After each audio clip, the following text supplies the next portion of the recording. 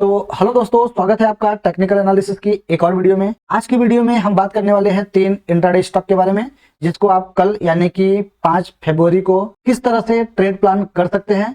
तो in detail हम लोग इस वीडियो को डिस्कस करने वाले हैं, तो वीडियो को आप लास्ट तक जरूर देखना। इसमें हम लोग डिस्कस करेंगे कि ट्रेड के पीछे की लॉजिक क्या है, हमारा एंट्री, स्टॉप लॉस और टारगेट क्या होगा। दोस्तों, अगर आप एक ऑप्शन ट्रेडर हैं तो हम लोग निफ्टी की भी एनालिसिस करेंगे और देखेंगे कि निफ्टी में वो इंपॉर्टेंट लेवल कौन से हैं जहां से हम लोगों को बाइंग या सेलिंग होते हुए दिख सकती है। दोस्तों, मुझे आशा है कि अगर आपने कल की वीडियो हमारी देखी होगी तो आज आपने एक अच्छा प्रॉफिट्स बनाया होगा। तो चलो चलते हैं चार्ट्स पे और हम लोग देखते हैं कि वो 3 इंट्राडे स्टॉक्स कौन से हैं जिसको हम कल ट्रेड कर सकते हैं। दोस्तों, जो हमारा पहला स्टॉक है ये है सुंदरम फाइनेंस। अभी आप स्टॉक की प्राइस देखेंगे तो जो इसकी क्लोजिंग हुई है ये है 4637 रुपए पे। तो अभी के लिए जो इस स्टॉक का रेजिस्टेंस है ये है 4540 रुपए का। और नीचे साइड में हम लोग सपोर्ट्स की बात करेंगे तो इसके लिए अभी सपोर्ट्स है 4545 रुपए का। ठीक है, और आज इस स्टॉक्स में आप देखेंगे कि मैंने ये जो रेड लाइन ड्रॉ किया है ये पहले क्या कर रहा था, एक रेजिस्टेंस का काम कर रहा था। बार बार जब भी इस स्टॉक की प्राइस इस ट्रेंड लाइन के पास आ रहा था तो वहां से सेलर्स एक्टिवेट हो रहे थे और प्राइस को क्या कर रहे थे, डाउन साइड में क्लोजिंग लेके जा रहे थे। ठीक है, फाइनली आज 4 तारीख को क्या हुआ कि यहाँ पे इस कैंडल, एक मारावुजू कैंडल ने इस ट्रेंड लाइन का ब्रेकआउट्स देके और अभी एक नैरो रेंज में मूव कर रहा है। मैं आपको हमेशा बताता हूं दोस्तों कि कभी भी कोई स्टॉक्स या इंडेक्स अगर जब भी वो नैरो रेंज मतलब इस तरह से साइडवे मूव करता है तो आपको उसको अपने वॉच लिस्ट में ऐड कर लेना है। जब भी इस स्टॉक की प्राइस साइड में निकलेगी या डाउन साइड में निकलेगी आपको एक अच्छा टारगेट देखने को मिलेगा। तो हम लोग अभी क्या करेंगे कि आप देखेंगे कि जो इसके लिए रेंज हमने बताया है ये 4740 और 4545 का। जब तक ये स्टॉक्स इस रेंज में रहेगा तो आपको क्या करना है कि कोई भी ट्रेड प्लान नहीं करना है, जस्ट इसको ऑब्जर्व करना है और देखना है कि जैसे ही ये स्टॉक की प्राइस अगर सिमिलर प्राइस में खुलने के बाद अगर ये रेंज का ब्रेकआउट देता है अप साइड में 4340 के ऊपर निकलता है, आप क्या करेंगे, अपनी एक बाइंग की पोजीशंस क्रिएट करेंगे दोस्तों। और आपका जो पहला टारगेट हो जाएगा ये हो जाएगा 4900 का, और सेकंड टारगेट आपको देखने को मिल सकता है जो कि 5000 का भी मिल सकता है। स्टॉप लॉस आप क्या करेंगे कि ये जो रेंज रहेगी इस रेंज के पास, मतलब जब ये प्राइस ऊपर निकलेगा तो हो सकता है कि प्राइस यहाँ पे कुछ टाइम तक अपने आप को होल्ड करे।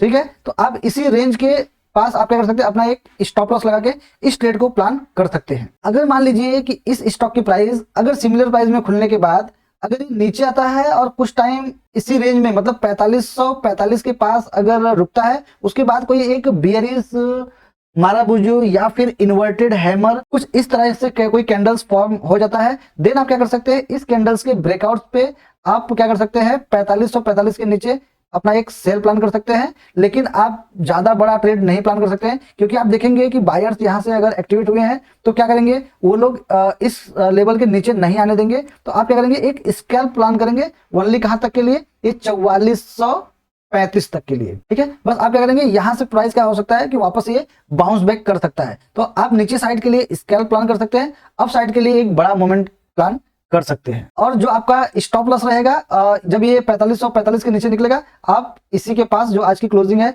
इसी के आसपास आप एक एसएल प्लॉट कर लेंगे। तो चलो चलते हैं हम लोग सेकंड स्टॉक की तरफ। दोस्तों, जो हमारा सेकंड स्टॉक है ये है कोरोमंडल इंटरनेशनल लिमिटेड। अभी आप देखेंगे कि इस स्टॉक्स में आज एक अच्छा मोमेंटम देखने को मिला है दोस्तों, क्योंकि पहले ये प्राइस क्या कर रहा था कि ये जो ट्रेंड लाइन है इसके पास काफी टाइम तक इसने अपने आप को होल्ड किया। बायर्स ट्राई कर रहे थे ऊपर लेके जाने का लेकिन नहीं जा पा रहे थे। उसके बाद फाइनली यहाँ पे 3 तारीख को इसने क्या किया कि इस ट्रेंड लाइन के पास में एक माराबुजू कैंडल्स बना के क्लोजिंग दे दिया। उसके बाद क्या हुआ कि आप देखेंगे कि यहाँ पे वापस एक नैरो रेंज का फॉर्मेशन हुआ है।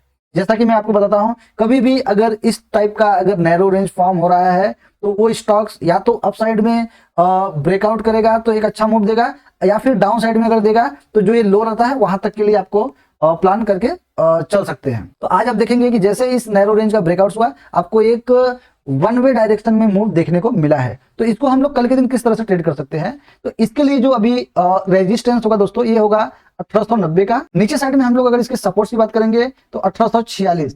जब तक प्राइस इस दोनों रेंज में रहेगा आप लोग को क्या करना है, जस्ट इसको वेट एंड वॉच करना है। दोस्तों, ये जो हम लोग इंट्राडे की एनालिसिस करते हैं इसका ये मतलब नहीं है कि आपको नेक्स्ट डे उसमें टारगेट मिल जाएगा। ये कंडीशंस हम बताते हैं, अगर ये कंडीशंस चाहे तो कल भी हो सकता है या फिर नेक्स्ट डे हो सकता है। अगर प्राइस इस रेंज में रुकता है तो आपको क्या होगा कि इसमें ट्रेड नहीं मिलेगा। तो आपको क्या करना है कि इसमें अननेसेसरी घुसने का जरूरत नहीं है। जब ये टारगेट्स जो हम लोग लेवल डिस्कस करते हैं, जब वो कंडीशंस फुलफिल होती है तो आप अपनी पोजीशंस को बना सकते हैं। और अगर आप एक बिगिनर हैं तो एक क्यूरियोसिटी आपके अंदर हमेशा रहती है कि मार्केट जैसे ही ओपन होता है आप लोग क्या करते हैं कि बहुत फास्ट ट्रेड लेने का ट्राई करते हैं कि मैं इसमें ट्रेड ले लूं और पैसे बना लूं। तो एक्चुअल में कैसा होता है कि उसमें आप फोमो में आके ट्रेड प्लान करते हैं, जिससे कि आपको लॉस होने के चांसेस बढ़ जाते हैं और लॉस होते भी हैं। तो आपको क्या करना है कि प्रॉपर सेटअप्स बनते हैं, उसके बाद ही आपको ट्रेड प्लान करना है। अदरवाइज जब तक आपका सेटअप नहीं बनता है, बस आपको बैठना है। अगर इसको और भी इजी करना है तो आप लोग क्या कर सकते हैं कि नोटिफिकेशन सेट कर सकते हैं कि अगर इस स्टॉक्स में अगर प्राइस इस लेवल पे आ रहा है तो आपको क्या है कि एक नोटिफिकेशन आएगा।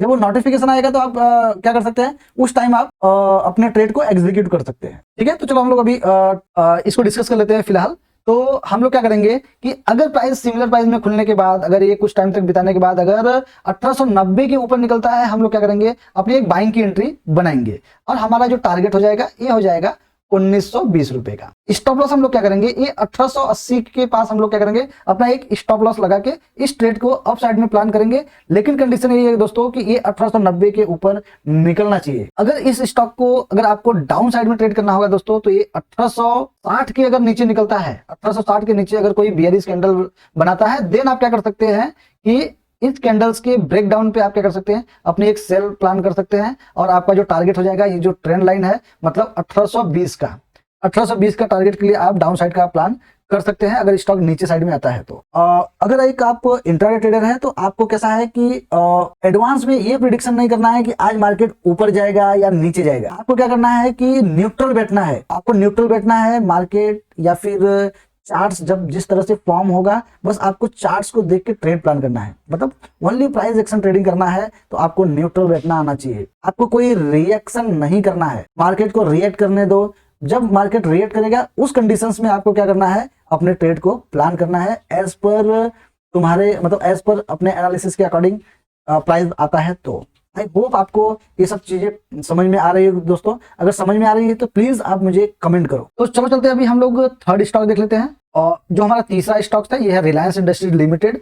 अभी आप देखेंगे कि रिलायंस इंडस्ट्रीज में भी आपको एक शार्प मूव देखने को मिला है अपसाइड में।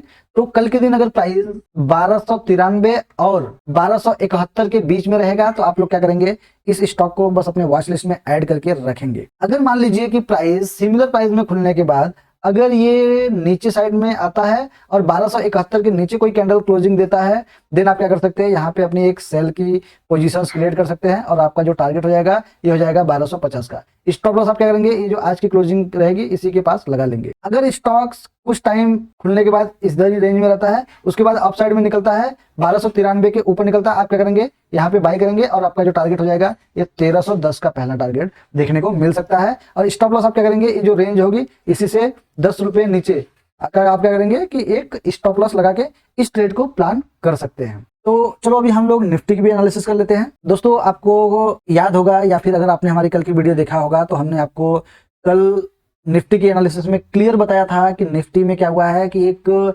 ट्रेंड लाइन का ब्रेकआउट हुआ है, प्लस डेली टाइम फ्रेम पे कैंडल हैमर बना है और एक रिट्रेसमेंट भी हो चुका है। तो जैसे ही ये हैमर कैंडल्स का ब्रेकआउट होगा आपको एक अप साइड में अच्छा मूव देखने को मिल सकता है। तो हिट द लाइक बटन जिसने कल की वीडियो देखी होगी और उन्होंने एक अच्छा प्रॉफिट्स बनाया होगा। सेकंड मैंने एक चीज आपको बताया था कि अगर गैप डाउन ओपनिंग हो जाता है तो प्राइस क्या करेगा, एक नीचे साइड में आ सकता है, उसके बाद वो अप साइड का मूव दिखाएगा।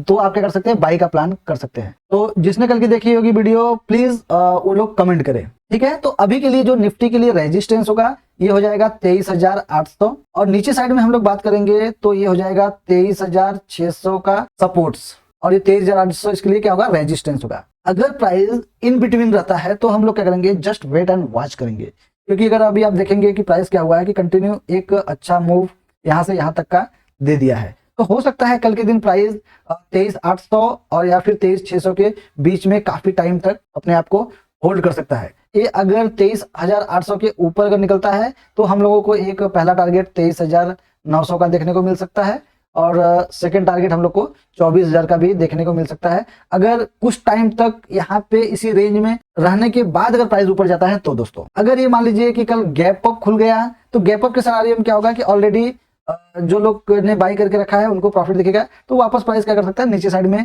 आ सकता है, क्योंकि वो प्रॉफिट बुकिंग करेंगे तो प्राइस इसी रेंज में फंस सकता है। तो ट्रेंडिंग के लिए प्राइस को कहीं ना कहीं रुकना पड़ेगा। अगर मान लीजिए रुकने के बाद अगर ये डाउन साइड में आता है 23,600 के नीचे निकलता है तो आप क्या कर सकते हैं, एक सेल प्लान कर सकते हैं और आपका जो पहला टारगेट हो जाएगा ये हो जाएगा 23,500। 100 पॉइंट्स का नीचे साइड में आप रख के इस ट्रेड को प्लान कर सकते हैं। तो आई होप आपको ये वीडियो पसंद आया होगा। अगर वीडियो पसंद आया दोस्तों तो प्लीज अभी तक चैनल को सब्सक्राइब नहीं किया है तो चैनल को सब्सक्राइब कर लीजिए, बेल आइकन को दबा दीजिए, जिससे कि फ्यूचर में आने वाली वीडियो की नोटिफिकेशन आपको मिलती रहे। तो मिलते हैं नेक्स्ट वीडियो में। बाय बाय दोस्तों।